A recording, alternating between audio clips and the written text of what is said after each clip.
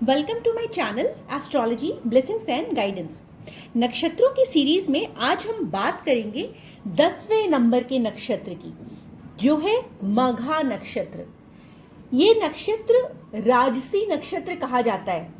इसकी degree 0 degree से 13 degree 20 minutes के बीच में होती है और इसका जो शासक ग्रह रूलिंग प्लैनेट है वो है केतु, जबकि इसके अधिक देवता माने गए हैं हमारे पितृ, हमारे एंसेस्टर्स, हमारे पूर्वज।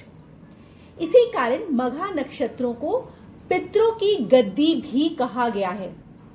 इसका जो सिंबल होता है वो सिंहासन होता है, यानी राजगद्दी, जो डिनोट करता है कि इस नक्षत्र में जन्मा हुआ व्यक्ति राजसी व्यक्तित्व वाला होगा और अधिकार की छवि लेकर के देखा जाएगा दुनिया के द्वारा।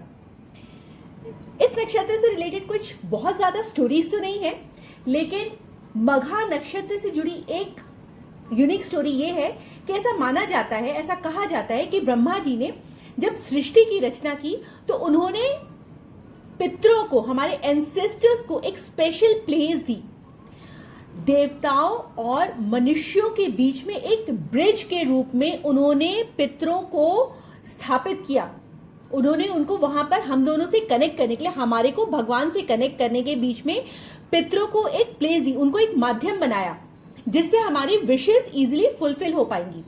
मान्यता है कि मघा नक्षत्र में जो लोग बर्थ लेते हैं उनको पितरों का स्पेशल आशीर्वाद मिलता है, उनके पास पितरों की स्पेशल ब्लेसिंग्स होती हैं और उन्हें हमेशा अपने पितरों का श्राद्ध या उनको हमेशा तर्पण या उनके लिए हमेशा एक दिल में ग्रैटिट्यूड रखना चाहिए या उनके नाम पर जन सेवा करनी चाहिए या लोगों का कल्याण करना चाहिए, भला करना चाहिए।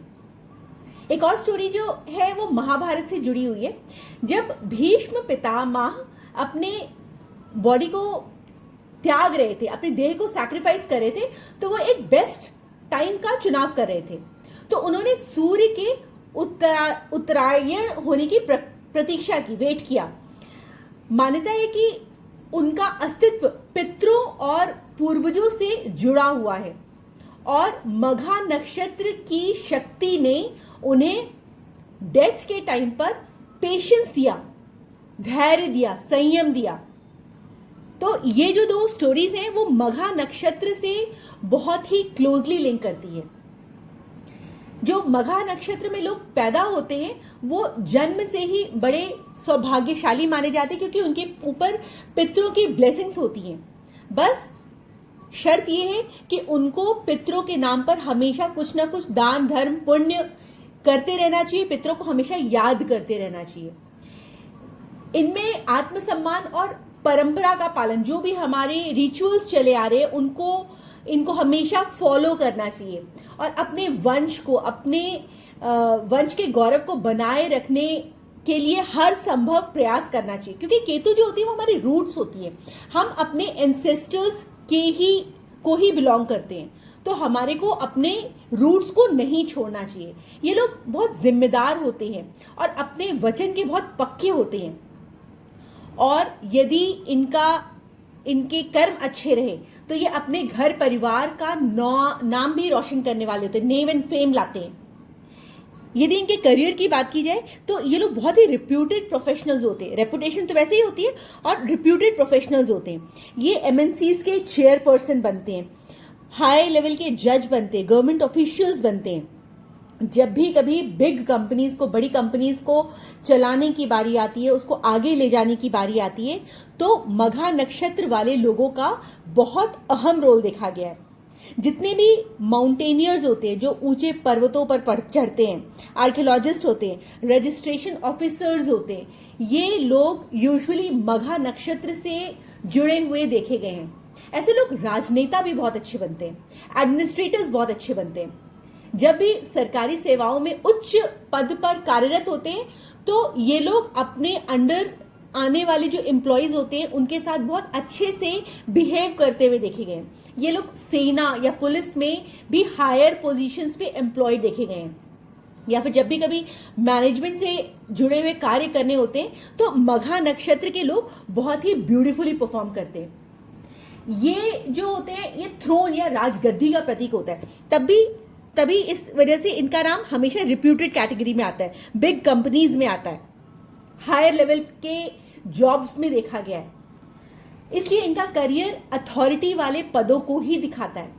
जो मघा नक्षत्र है वो बरगद के पेड़ से जुड़ा हुआ, बरगद की जो पेड़ की जड़ें होती है बहुत गहरी होती हैं, तो उसका जो वृक्ष है बरगद का पेड़ है। यदि हम जो भी व्यक्ति मघा नक्षत्र में जन्म लिए हैं, यदि वो बरगद के पेड़ को सींचे, उसकी छांव में बैठें, बरगद का पेड़ लगाएं, तो इनके लिए बहुत अच्छा होता है।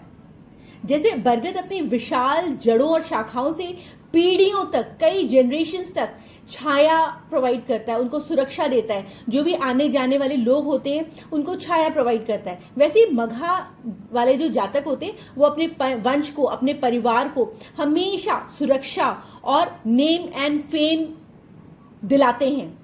इससे जो जुड़ा हुआ एनिमल है वो है चूहा। चूहा दिखाता है कि यदि आप मेहनत करते रहोगे, सक्रिय बने रहोगे, तो आप में अवसर को भांपने की शक्ति होगी, आप चीजों को बहुत अच्छे से डील कर पाओगे। जो इससे जुड़े हुए बर्ड होती है वो होती है ईगल।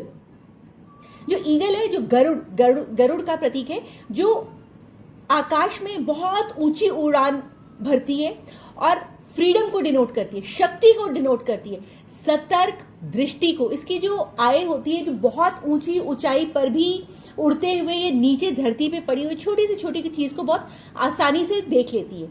ये जो शक्ति होती है वो मघा नक्षत्र वाले व्यक्तियों के पास ही होती है। जो मघा नक्षत्र का विशेष रूप पितरों की कृपा से जुड़ा हुआ है, तो इसीलिए यदि आपके जीवन में कभी भी कोई बाधाएं आ रही होती हैं तो अपने पितरों की पूजा करिए, श्राद्ध कर्म करिए, अपने पूर्वजों का स्मरण करिए और इस शक्ति को सक्रिय करिए, जागृत करिए, और जीवन में सफलता के द्वार आपके लिए हमेशा हमेशा खुले रहेंगे। मघा नक्षत्र हमें सिखाता है कि राजसी ठाट बाट या अधिकार तभी यूजफुल रहेगा जब आप अपने पूर्वजों और परंपराओं का सम्मान करेंगे, अपने पूर्वजों के प्रति, अपने एंसेस्टर्स के प्रति ग्रैटिट्यूड शो करेंगे, उनका आदर करेंगे, उनकी गरिमा मेंटेन करके रखेंगे। तभी आप में ये नेतृत्व वाले गुण बहुत ही क्लियरली दिखाई देंगे। तो ये थी मघा नक्षत्र से जुड़ी हुई छोटी सी जानकारी। यदि आपको मेरी ये वीडियो पसंद आई हो तो प्लीज चैनल को लाइक करिए, शेयर करिए एंड सब्सक्राइब करिए। Thank you so much for watching.